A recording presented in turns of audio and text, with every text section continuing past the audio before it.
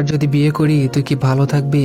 সঙ্গীতার উত্তর ছিল, তুই ভালো থাকবি কিনা জানি না, তবে আমি ভালো থাকবো। আমি বললাম, তোর মাথা ঠিক নাই, বাসায় যা, পরে আলাপ করব। সঙ্গীতা বলল, আমার মাথা ঠিক আছে। আর শোন, তুই যদি বিয়ে করতে রাজি হোস তবে আমার একটা শর্ত আছে। একটাই শর্ত, মাউন্ট এভারেস্ট পর্বতে ওঠার প্ল্যান তোর বাদ দিতে হবে। অবাক হয়ে আমি বললাম, কেন? উত্তরে সঙ্গীতা বলল, পাহাড়ে উঠতে গিয়ে যদি তুই মরে যাস তাহলে আমার কি হবে? আমি কিছুক্ষণ হাসলাম, বললাম, তোর যে মাথা ঠিক নাই এটাই তার বড় প্রমাণ। বিয়েরই ঠিক নাই আবার মাউন্ট এভারেস্ট। যা, বাসায় যা। বাসায় ফিরলাম। বিয়ে করার ব্যাপারে কখনো চিন্তা করিনি, কি করব ভেবে পাচ্ছিলাম না। খুব অস্থির কয়েকটা দিন কাটালাম। একজন শুভাকাঙ্ক্ষীর পরামর্শ ছিল, বিয়ে তাকেই করবা যে তোমাকে সবচেয়ে বেশি ভালোবাসে। সঙ্গীতার সাথে দেখা করলাম, বললাম, বিয়ে করে সংসার চালাবো কিভাবে? বলল, চিন্তা করিস না, আমি তো চাকরি করছি। আমি বললাম, বেকার ছেলের সাথে কি তোর বাপ বিয়ে দিবে? সঙ্গীতা বলল, তা হয়তো দিবে না, তুই সম্ভব হলে আপাতত একটা জবে ট্রাই কর।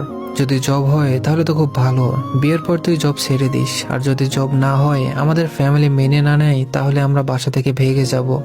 আইডিয়াটা পছন্দ হলো। কিভাবে যেন প্রথম ইন্টারভিউতেই চাকরি পেয়ে গেলাম। 2005 সালের জুন মাসে জয়েন করলাম। ডিসেম্বরে বিয়ে করে ফেললাম। আর বিয়ের 14 দিন পর চাকরিটা ছেড়ে দিলাম। সঙ্গীতা ছিল আমার প্রতিটি মুহূর্তে প্রেরণা। আমার সবকিছুতেই ছিল ওর দারুণ উৎসাহ। কিভাবে যেন আস্তে আস্তে আমাকে সংসারী করে তুললো। একটু একটু করে আমি স্বাভাবিক জীবনে ফিরে আসলাম। এর মাঝেই বাবা হলাম, দুজন ভালো চাকরিতে ঢুকলাম। জীবন ছিল কানায় কানায় পূর্ণ। সুযোগ পেলেই দেশ বিদেশ ঘুরে বেড়াতাম। আত্মীয় স্বজন কিংবা বন্ধু বান্ধবের কাছে একটি আদর্শ সুখী পরিবারের উদাহরণ হয়ে উঠলাম আমরা। কিন্তু জীবন তো এত সহজ নয়। হঠাৎ করেই সব এলোমেলো হওয়া শুরু হলো। 2017 সালে মাত্র 7 মাস বয়সে আমার ছেলের মৃত্যু হলো।